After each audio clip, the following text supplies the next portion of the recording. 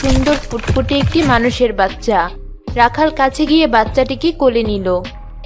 ডিমটা কি সাপের ছিল? কিন্তু ডিমটা সাপের হলে এর ভেতর এত সুন্দর একটা মানুষের বাচ্চা এলো কি করে? নাকি বিধাতা অবশেষে আমার প্রার্থনা শুনলেন?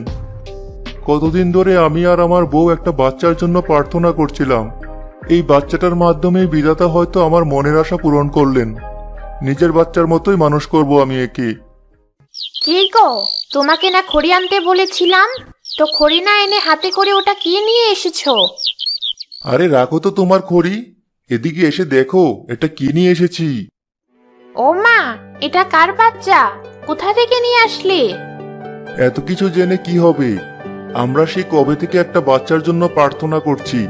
এতদিনে বিধাতা আমাদের দিকে মুখ তুলে চাইলেন এই বাচ্চাকে আমরা নিজেদের বাচ্চার মতো করেই বড় করব। কিন্তু ওর বাবা মা কোথায়? ওরা আবার খুঁজবে না ওদের